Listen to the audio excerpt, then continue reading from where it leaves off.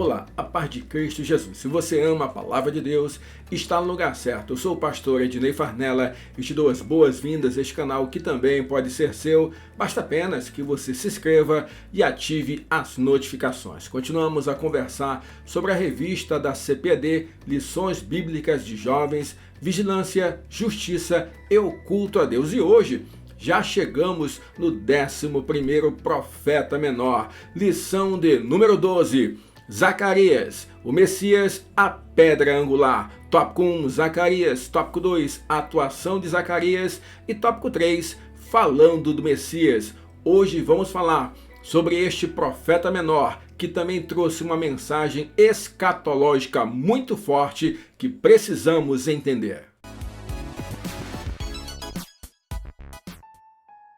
Olá, querido, que alegria ter você em mais uma lição aqui de Escola Bíblica conosco. E que bênção, hein? Já estamos no 11º dos 12 profetas menores do Antigo Testamento. Eu espero que tenha sido bênção para você, como tem sido bênção para mim até o dia de hoje. Muito eu aprendi com você aqui, muito nós compartilhamos, muito nós vamos utilizar em nosso ministério, eu tenho a certeza absoluta disso. Já é inscrito em nosso canal? Deixe um comentário, já coloca um like aí, já para abençoar a nossa vida. Pode mandar esse link para alguém para a bênção ser completa também. Ainda não é inscrito? Se inscreve, ativa as notificações, nos ajuda a espalhar a palavra de Deus. Vamos estudar? Não podemos perder tempo. O texto do dia está em Zacarias, capítulo de número 13, versículo de número 6.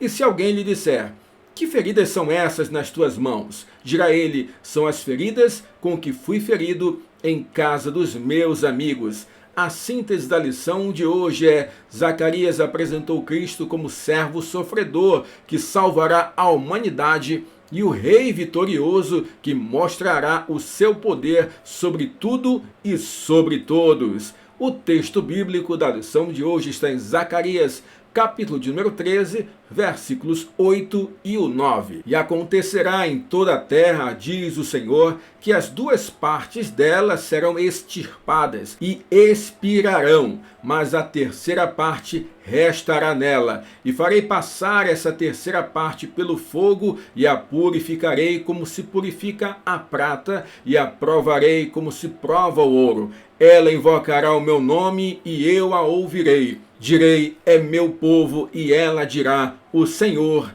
é meu Deus. Zacarias, homem de Deus, profeta menor, 11º do Antigo Testamento. Vamos orar? Pedir para que o Senhor abra a nossa mente, abra o nosso entendimento. Pai, obrigado, Senhor. Obrigado pela oportunidade que temos de aprender um pouco mais da Tua palavra. Abra a nossa mente, Senhor. Abre o nosso entendimento para que esta seja uma aula abençoada. Se esse irmão ou essa irmã está aqui para ministrar essa aula para alguém, para ensinar também para outra pessoa, usa os teus filhos, Senhor, como instrumentos úteis em tuas mãos, Pai. Em nome de Jesus. Amém. Quer dizer, eu quero lembrar que para abençoar a tua vida, nós disponibilizamos gratuitamente os slides, tanto na versão em PowerPoint, quanto na versão em PDF. Basta apenas que você entre aqui embaixo, na descrição do vídeo, você vai encontrar dois links. Um para o arquivo em PowerPoint e outro para o arquivo em PDF. Basta clicar, baixar e usar da forma que melhor aprouver a você. O importante é que você também seja bênção para outra pessoa. E quem nos abençoa com esses slides é a querida irmã Caroline Esperança, cujo contato do Instagram também está aqui na descrição deste vídeo. Queridos, vamos falar hoje de Zacarias, 11º profeta menor. Ele é contemporâneo daquele que nós falamos na semana passada. Falamos de Ageu na semana passada e hoje vamos falar de alguém que chegou um pouco depois na sua voz profética. Eles são contemporâneos, fazem parte da mesma comitiva de 50 mil judeus que retornaram do exílio da Babilônia, que durou 70 anos. Eles voltaram para Jerusalém com qual função? Para reconstruir a cidade. Ageu e Zacarias focam na reconstrução do templo e também na questão da reconstrução da vida religiosa do povo de Deus. Quero lembrar para você o contexto histórico da época. Babilônia invadiu o Reino do Sul. As pessoas do Reino do Sul foram levadas, em sua maioria, para o exílio babilônico. A cidade de Jerusalém foi devastada, o templo do Senhor foi destruído na época de Nabucodonosor. O tempo do Império Babilônico chega ao fim. Nós estamos agora vivendo a época dos Medo-Persas. Nós percebemos a profecia do servo do Senhor Ciro, que foi o instrumento de Deus para a destruição do Império Babilônico. Então nós estamos na fase do Império Medo-Persa. Ciro foi aquele que assinou um decreto autorizando que os judeus pudessem voltar para Jerusalém. Mas na época em que eles estão de fato retornando,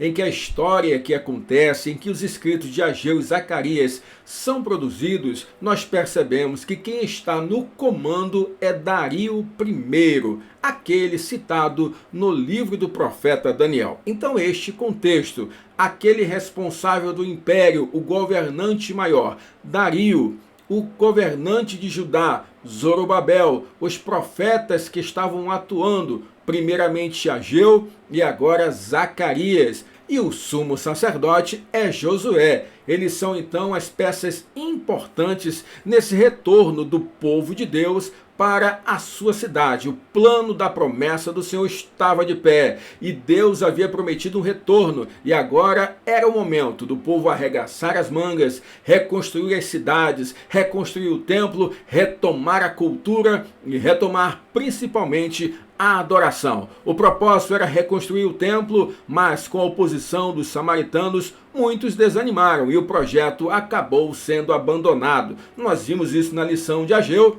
e vamos ver, sob a ótica do profeta Zacarias, aquilo que Deus queria falar com o seu povo. Tópico de número 1, Zacarias, sacerdote e profeta, é o subtópico de número 1. O seu nome significa o Senhor lembra, e como nós sempre falamos aqui, dê importância para os nomes da cultura judaica, da cultura hebraica, porque o nome fala muito sobre um determinado personagem. Zacarias, o Senhor lembra, e neste momento Zacarias é usado por Deus para que o povo fosse lembrado da obrigatoriedade de haver adoração na cidade de Jerusalém. Não era hora de parar com a reconstrução do templo. O templo de Salomão havia sido destruído, mas agora era necessário que o povo retomasse a sua vida de adoração. Era no templo que se fazia valer a lei cerimonial, uma lei didática, uma lei que ensinava sobre relacionamento entre Deus e o seu povo. Zacarias então vem com uma voz profética de ensino e uma voz profética de exortação, para dizer é necessário haver essa reconstrução e, acima de tudo, é necessário retomar a vida com Deus. O povo de Deus retorna para sua casa, mas não apenas o povo precisa retornar para Jerusalém, como também a adoração. Subtópico de número 2, data. Assim como o livro de Ageu, o livro de Zacarias também traz marcação a respeito do tempo em que a profecia está sendo dada, o tempo em que esses acontecimentos foram registrados. Então é importante nós percebermos, isso facilita muito. E é importante ressaltar, se você vai ensinar para alguém ou para você mesmo aprender, que o tempo no Antigo Testamento nós contamos regredindo e o tempo no Novo Testamento nós contamos progredindo, ou seja, é antes de Cristo e depois de Cristo. E nós temos algumas marcações muito específicas, por exemplo, em Ageu, capítulo 1, versículo de número 1, nós enxergamos ali 1º de novembro do ano 520 a.C. Zacarias 1:7 até 6:15 fala ali do 24 de fevereiro do ano 519 a.C. Já Zacarias capítulo 7 e capítulo 8 estão por volta do ano 518 a.C. Então precisamos entender, quando os fatos narrados por Zacarias estão acontecendo, ali por volta do ano 520 a.C. Então nós podemos dizer que este livro começou a ser escrito nesta época. O profeta Zacarias era contemporâneo de Ageu. Muito embora nós vamos perceber aqui em nossa lição que o tempo de profecia de Zacarias foi muito maior que o de Ageu. Os estudiosos acreditam que a narrativa de Zacarias começa em 520 a.C., mas a segunda parte do seu livro já compreende lá por volta do ano 480 a.C. Então, pelo menos, nós podemos asseverar que Zacarias profetizou por 40 anos. Então foi um ministério longo, um ministério profundamente longevo, trazendo a palavra de Deus para o povo de Judá. Zacarias vai falar sobre a queda de Tiro, mas também vai falar e entregar importantes mensagens de escatologia, ou seja, do anúncio dos últimos dias. Nós percebemos a leitura bíblica de Zacarias, trazendo inclusive textos complicados em meio a visões, em meio a uma literatura profética que requer a nossa atenção. Mas o importante é que Zacarias é mais um dos profetas messiânicos. Ele não apenas trata da situação do povo da sua época, mas já aponta para uma libertação futura que seria feita pelo Messias prometido. Ele fala de Jesus, ele aponta para Jesus. É mais um profeta que precisa ser observado com uma ótica especial, porque ele fala do contexto de sua época, traz uma mensagem que serve de ensino para nós, ele fala de um contexto futuro para o povo da época, mas que para nós já é passado, ou seja, a queda do Império Medo-Persa e a conquista dos gregos, mas também fala de um futuro que ainda não chegou para nós, o futuro escatológico da vinda de nosso Senhor Jesus Cristo. Este é o profeta Zacarias, um profeta importante que pregou por muito tempo entre o povo judeu. Subtópico de número 3, estrutura e mensagem do livro.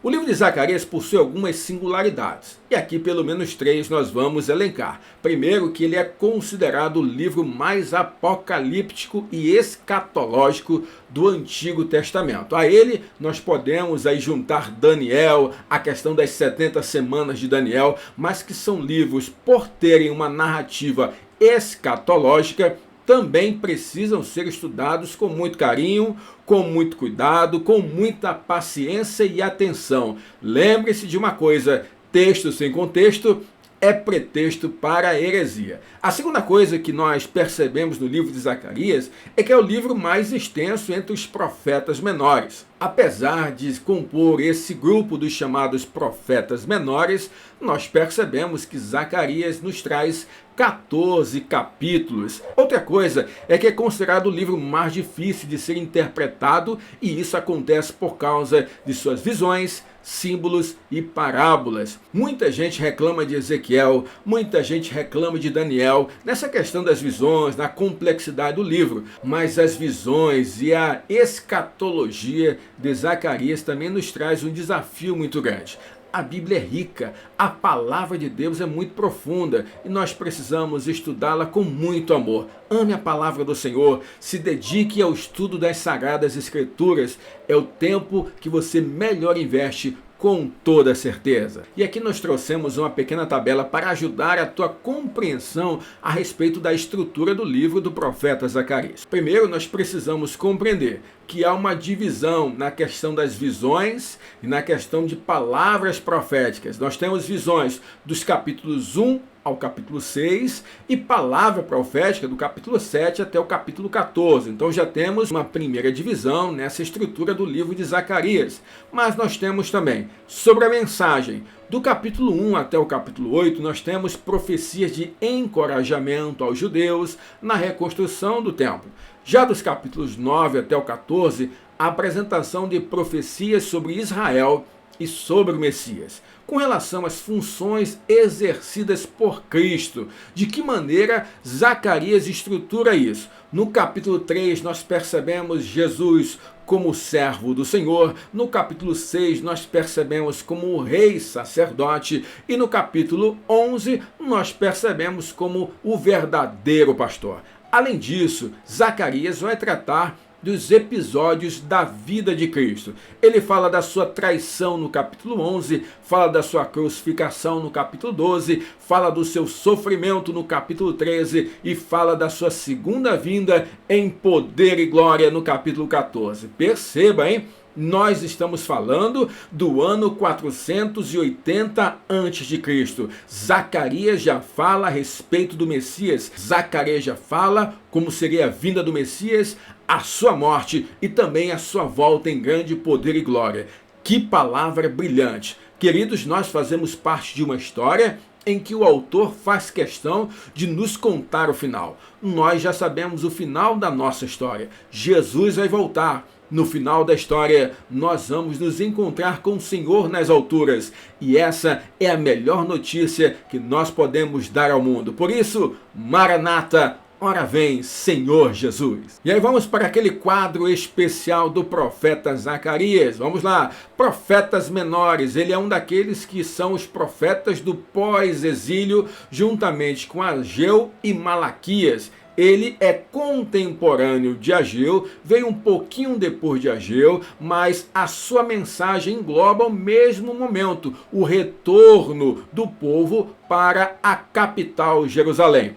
Nós percebemos que não há que se falar aqui em Reino do Norte e Reino do Sul. Quando você olha o gráfico da cronologia dos profetas, aí você pode se perguntar, pastor, mas por que depois de Malaquias não tem mais nada aqui de profeta? Nós temos o ano 400 a.C. É aquilo que nós chamamos de período interbíblico, em que houve silêncio das profecias. Não há profecia registrada nos 400 anos que antecederam a vinda de Cristo. Quando esse silêncio foi quebrado, com a voz que clama no deserto, profeta João Batista apontando e dizendo: eis o Cordeiro de Deus que tira o pecado do mundo. A palavra é rica, a palavra é poderosa. Ame a palavra de Deus. Tópico 2, a atuação de Zacarias. Subtópico 1, o primeiro sermão. É interessante, Zacarias é um livro atípico realmente. Porque quando nós iniciamos, logo no capítulo 1 de Zacarias, nós percebemos que ele começa citando vários outros profetas, trazendo uma mensagem de exortação ao arrependimento.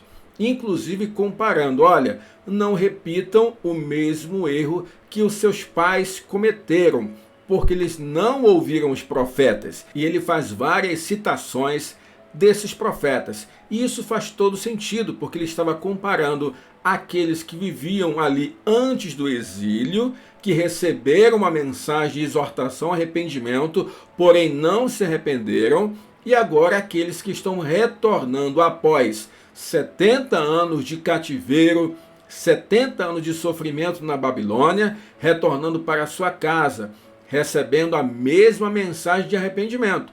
E ele estava dizendo assim, olha, não cometam o mesmo erro. Por exemplo, ele cita Isaías 31:6, convertei-vos, pois, ó filhos de Israel, aquele de quem tanto vos afastastes. Jeremias capítulo 3, versículo 12, volta, ó pérfida Israel, diz o Senhor, e não farei cair a minha ira sobre ti, porque eu sou compassivo, diz o Senhor, e não manterei para sempre a minha ira. Oséias capítulo 14, versículo 1, volta, ó Israel, para o Senhor teu Deus, porque pelos teus pecados estás caído. Então, nós percebemos aqui a forma como o profeta Zacarias inicia o seu livro é chamando o povo para um verdadeiro arrependimento. Subtópico 2, nós temos as 8 visões. Em seguida, o livro passa a nos mostrar 8 visões diferentes que traziam uma narrativa muito clara e simples com a sua interpretação. Estavam dizendo, é necessário continuar com a obra de reconstrução do templo. Estava havendo ali um encorajamento para que os judeus pudessem continuar aquela obra, dizendo que o Senhor era com eles, que o Senhor cuidava deles, que Jerusalém estava sob os olhos do Senhor, que os inimigos não resistiriam, que os inimigos cairiam por terra. Deus estava, por meio dessas 8 visões, deixando claro que ele cuidava do seu povo e chamando a uma necessidade de uma retomada da vida religiosa, da vida com Deus. A minha vida com Deus é mais importante do que eu fazer qualquer outra coisa no ministério. Porque, querido, a alma mais importante que eu vou ganhar durante todo o meu ministério é a minha, querido. A minha é mais importante. Então nós precisamos cuidar da nossa vida com Deus. Isso é claro, isso é pacífico, isso é importante. A reconstrução do templo não poderia ser vista apenas como uma obra humana, mas como resultado da influência operada pelo Espírito do Senhor nos corações. O Senhor estava deixando claro, por meio do seu profeta, que tudo o que havia acontecido era obra do Senhor, soberania de Deus, desejo e vontade do Senhor. O povo foi para o exílio babilônico por causa dos seus pecados, conforme a palavra do Senhor. Neste momento, e após o tempo que o Senhor predeterminou, aquele povo estava voltando e agora era necessário retomar a vida com Deus, a vida religiosa. Era necessário reconstruir o templo, mas não apenas isso. Tudo que o povo viveu na Babilônia, como escravo, como exilado, como explorado, agora eles precisavam fazer diferente na sua terra. Não apenas a reconstrução do templo deveria ser feita, a retomada da vida religiosa, mas Zacarias também exorta para a importante missão de haver justiça ali em Judá, ali na capital Jerusalém. Vários profetas menores aqui que nós já falamos, falaram a respeito da injustiça social, da maldade, de tudo aquilo que estava acontecendo ali no meio do povo de Deus por causa da ganância, por causa da idolatria ao dinheiro. E nós falamos aqui que essa nunca foi a vontade de Deus. Por isso, haveria de acontecer uma reconstrução completa. Deus permitiu que o povo voltasse, mas era necessário fazer diferente. Aqui eu quero chamar a atenção para a minha e para a tua vida. Várias vezes Deus nos dá uma segunda oportunidade. Nós erramos e em nossa vida com Deus nós temos várias vezes oportunidades de fazer diferente. É necessário que façamos diferente. Nos arrependamos das nossas dificuldades, dos nossos pecados, das nossas transgressões e que tenhamos uma vida diferente, uma vida devotada ao Senhor. É lógico que nós não vamos parar de pecar. Nós só vamos alcançar a estatura de varão perfeito lá na pátria celestial. Mas é importante que em meio a esse processo aqui na terra, em meio ao dia a dia aqui na terra, nós venhamos corrigindo o curso o tempo todo, corrigindo comportamentos, corrigindo a nossa forma de falar, a nossa forma de agir. Deus quer que nós sejamos diferentes, sabe? Nós precisamos pensar a respeito disso, saber receber melhor as críticas para saber que muitas vezes Deus está usando outras pessoas para nos falarem aquilo que nós precisamos mudar. Lembre-se sempre que nós precisamos exalar o bom perfume de Cristo, onde quer que nós estejamos. Então, que Deus que a sua família tem visto por meio de você, que Deus que os seus filhos, os seus pais, os seus sobrinhos, aqueles que estão perto de você, estão vendo a partir da tua vida com Deus e do teu testemunho. Não esqueça que o exemplo fala mais do que palavras. As pessoas que te cercam só vão ter o mesmo prazer de a igreja se verem, se forem contagiados pela alegria que você tem de ir também à casa do Senhor. Queridos, é tão importante isso, sabe? Nós vemos uma época em que as pessoas falam, ninguém tem nada a ver com a minha vida. Isso é mentira. Isso é mentira do diabo, porque nós somos testemunhas de Jesus onde quer que nós estejamos. Então, nós precisamos sim nos preocupar com a opinião dos outros. Nós não apenas precisamos ser santos, mas precisamos ter uma aparência de santo. A palavra de Deus fala, fugir da aparência do mal. Então, é mais importante, o pacote é completo.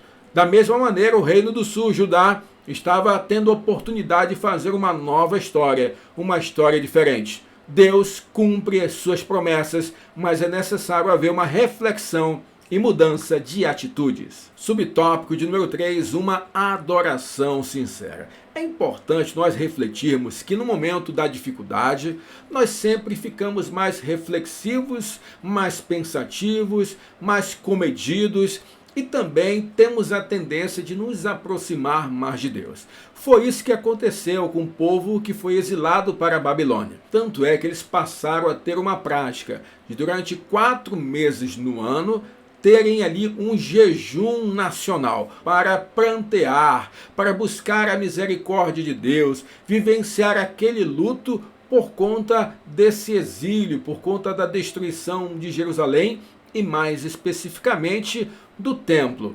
Mas o tempo passa, o povo voltou para Jerusalém depois do exílio. Aquela geração já não era mais a mesma que havia saído. Perceba, uma geração bíblica é em torno de 40 anos. E isso vai muito ao encontro do que nós vemos da história da humanidade. O homem, com o passar do tempo, com a evolução da ciência, com a melhoria da qualidade de vida, passou a viver mais, passou a ter uma vida mais longeva. Queridos, nós temos épocas em que as pessoas mal chegavam aos 30 anos de idade. Então, na média, uma geração bíblica é em torno de 40 anos. Se o povo ficou no exílio babilônico por 70 anos, então nós podemos falar que a grande maioria daqueles que saíram não eram mais aqueles que estavam retornando. Os 50 mil ali que retornavam com Zorobabel, Ageu, Zacarias e Josué, com certeza já era uma nova geração. E olha o que acontece em meio ao processo de reconstrução. Eles procuram os sacerdotes, aquela nova geração, aquele povo que chegou ali, procura os sacerdotes e fala assim: ei, sacerdote, nós jejuamos aí durante esses meses, vivendo o luto pelo exílio babilônico. Mas quando o templo for reconstruído, é necessário continuar jejuando? O jejum ainda é importante? E aí nós percebemos algumas coisas que ficam claras, a começar em Zacarias 7,3, quando nós vemos isso. Perguntaram aos sacerdotes que estavam na casa do Senhor dos Exércitos e aos profetas: continuaremos nós a chorar com jejum no 5º mês, como temos feito por tantos anos? Ou seja, eles estavam ali perguntando, questionando ou até mesmo já sugerindo que não deveriam continuar com o jejum. Isso por quê? Porque eles não sabiam o propósito do jejum, queridos. Assim como em nossa época também muita gente não sabe. Muita gente pega e diz assim: eu vou fazer um jejum pelo meu irmão. Eu vou fazer um jejum para que Deus abra uma porta. Eu vou fazer um jejum para que o Senhor cure. Ei, querido, presta atenção. A Bíblia ensina para nós que jejum é mortificação da minha carne, dos meus desejos, dos meus instintos mais básicos da sobrevivência.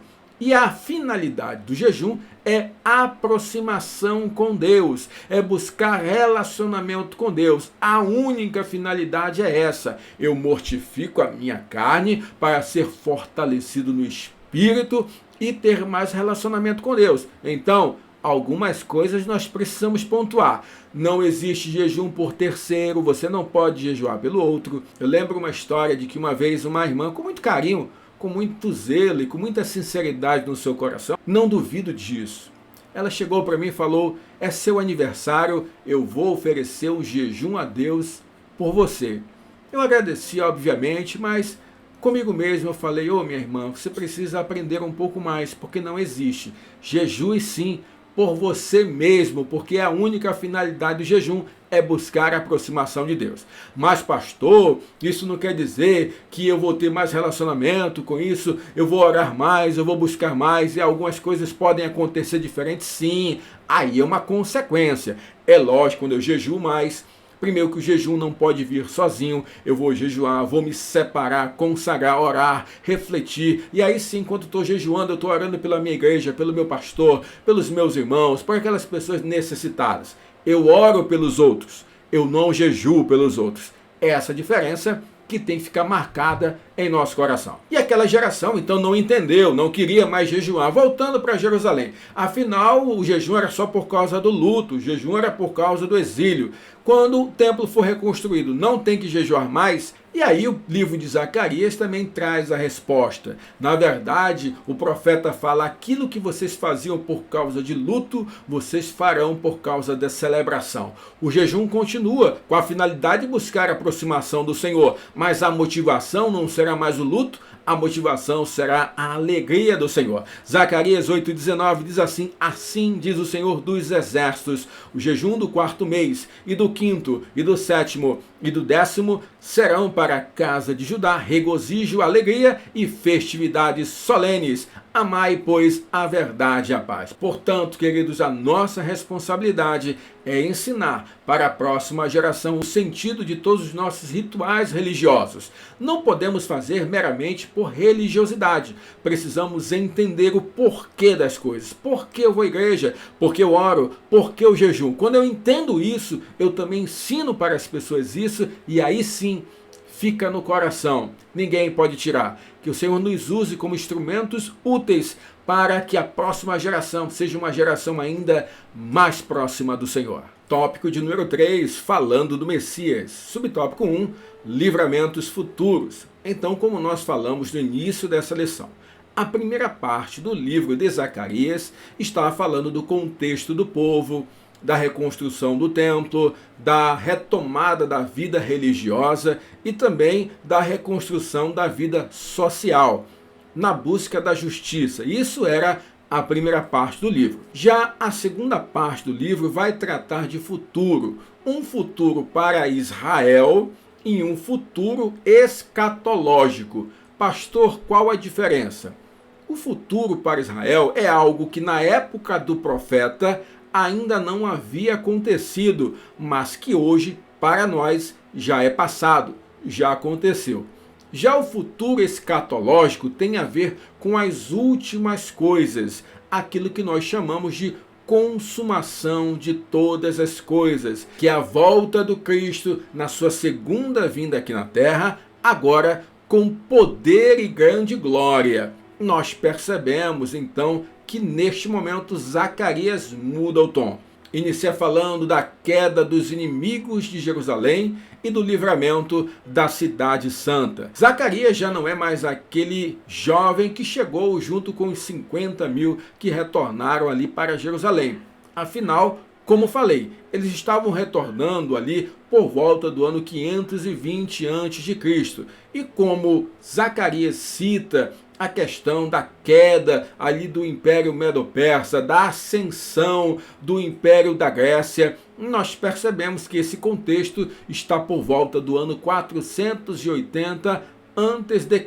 Então, entenda, já havia passado ali 40 anos, então aquele homem já era um homem experiente. Aqui já é o Zacarias mais vivido, mais vivenciado, com mais experiência com Deus, e agora fala de coisas espirituais, de coisas para o futuro, e tudo começa com um decreto da queda do Império Medo-Persa, da ascensão do Império Grego, o castigo das nações que haviam oprimido o povo de Deus. Este é o início da segunda parte do livro do profeta Zacarias. Aquilo que aconteceria para Jerusalém. Hoje já aconteceu, para nós hoje já é passado. Subtópico 2, no entanto, vai falar da singularidade do Messias. Ele inicia comparando ali o grande conquistador. E aqui nós percebemos que, apesar de não trazer citação de nomes, quando nós fazemos um paralelismo com a história, nós percebemos que o contexto aqui era o do grande conquistador Alexandre o Grande, que deu início ao grande Império Grego. O capítulo 8 fala da questão da bênção sobre Jerusalém. O capítulo 9 fala sobre a questão do castigo das outras nações e fala especificamente da queda de Tiro. E o grande responsável pela queda de Tiro foi Alexandre o Grande. Ele fala desse conquistador, desse exaltado homem que viria como um verdadeiro conquistador, com a sua imponência. No entanto, ele compara com o Messias prometido. Enquanto aquele que conquistaria Tiro seria imponente, seria audaz, seria alguém de grandeza, nós percebemos que Zacarias fala do Messias como alguém de humildade, fala da simplicidade do Messias prometido. E isso é tão importante que é o profeta Zacarias que fala que o Messias prometido chegaria sentado em um jumentinho. E isso nós sabemos que se cumpriu com a entrada triunfal de Jesus lá em Jerusalém. Zacarias capítulo 9, versículo 9 fala: Alegra-te muito, ó filha de Sião, exulta, ó filha de Jerusalém, eis aí te vem o teu rei, justo e salvador, humilde, montado em um jumento, num jumentinho, cria de jumenta. E isso se cumpriu nos evangelhos de nosso Senhor Jesus Cristo, na história do Jesus encarnado aqui. Mateus capítulo 21, versículos 7 e 9. Trouxeram a jumenta e o jumentinho. Então puseram em cima deles as suas vestes, e sobre elas Jesus montou. E as multidões, tanto as que procediam como as que o seguiam, clamavam: Hosana ao filho de Davi, bendito que vem em nome do Senhor, hosana nas maiores alturas. No entanto, esse mesmo que Zacarias denomina como o servo, o humilde, mas que seria o Messias prometido, ele fala também que seria a pedra angular, a pedra de esquina, aquele que seria fundamental para a história da igreja. Afinal, Jesus mudou a história da humanidade. Houve um tempo antes de Jesus e um tempo depois de Jesus. Zacarias capítulo 10, versículo 4 diz: de Judá sairá a pedra angular, dele a estaca da tenda, dele o arco da guerra, dele sairão todos os chefes juntos. Marcos capítulo 12, versículo 10 diz assim: ainda não lestes esta escritura? A pedra que os construtores rejeitaram, essa veio ser a principal pedra angular. Efésios capítulo 2, versículo 20, Paulo vai dizer: edificados sobre o fundamento dos apóstolos e profetas, sendo ele mesmo, Cristo Jesus, a pedra angular. Então, Zacarias fala do Messias, de Jesus, e isso 480 anos antes do mestre nascer aqui na terra. Que maravilha, eu fico empolgado quando eu leio isso, querido, porque eu percebo o quanto é milagrosa a palavra de Deus, o quanto é poderosa a palavra de Deus. E aqui aquele mesmo Messias que entraria humilde, sentado em uma jumentinha, seria alguém fundamental, a pedra angular, a pedra de esquina. Afinal, querido, sem Jesus não há igreja. Esses dias eu conversava com alguém sobre a questão dos músicos, da arte em nossos dias, que tem sido muito comprometida, porque alguns artistas, com a desculpa, com a justificativa de chegar ao maior número de pessoas, não cita o nome de Jesus em suas músicas, não cita o nome de Jesus em sua arte. Querido, esse é o maior engano. Quem faz isso, querido, eu quero te falar com todas as letras, não se converteu ao Senhor. Porque quando a gente tem um verdadeiro encontro com Jesus, a gente quer falar de Jesus em tudo que a gente faz. O nosso prazer está em falar de Cristo em tudo. Querido, isso é muito importante, sabe? Quando eu vejo também esses ditos artistas aí que não querem dizer o nome de Jesus, aí eu penso, não é, como o maior artista brasileiro da atualidade, conhecido como o rei da música popular brasileira, uma das suas músicas mais famosas é justamente utilizando o nome de Jesus Cristo. Então é um argumento muito fraco desses que simplesmente não querem viver uma vida com Deus e usam a desculpa de que não querem usar o nome de Cristo para não espantar uma possível clientela. Então, abre o olho, crente, vigia. Nós precisamos dar valor, dar ibope, seguir realmente pessoas de Deus, pessoas que vão nos influenciar positivamente, que vão edificar a nossa vida. E aqui eu trouxe uma ilustração para que você entenda tanto que é pedra angular, como a questão da pedra de esquina. A pedra de esquina é a pedra fundamental da construção antiga. Ela era a primeira e ela servia de amarração para todas as outras. Já a pedra angular é aquela que permitia a construção em arcos. Sem essa pedra, tudo desmorona, ou seja, Cristo é o fundamento da igreja. Igreja é o edifício. Cristo é o fundamento e Cristo também é a cabeça da igreja. Então, nós percebemos que sem Cristo, absolutamente nós não somos nada. E isso ele mesmo falou para nós em João, capítulo 15, quando ele falou: eu sou a videira, vocês são os ramos. No entanto, ele deixa claro uma coisa: sem mim, nada podeis fazer. Subtópico número 3, a vitória de Cristo. Aqui nós temos escatologia pura. E aqui eu quero ressaltar uma coisa importante. Há correntes de interpretação diferentes, tá bom? Veja bem, nós estamos aqui estudando em um contexto de escola bíblica, da revista Lições Bíblicas, da Casa Publicadora das Assembleias de Deus. As Assembleias de Deus se utilizam do dispensacionalismo na compreensão da escatologia. Se você não sabe ainda o que isso quer dizer, nós temos duas principais formas de nós entendermos o plano de Deus na história. Primeiro é a teoria da aliança, que Deus fez uma aliança que começou no Jardim do Éden. Essa aliança foi quebrada pelo homem e agora nós estamos em uma nova aliança, uma aliança em Jesus Cristo. Deus fez uma aliança com o Israel étnico e, por meio da fé, a igreja é enxertada na mesma aliança do Israel étnico. Já o modelo dispensacionalista, adotado pelas Assembleias de Deus e também que é adotado na revista Lições Bíblicas, fala de 7 dispensações durante o período da humanidade.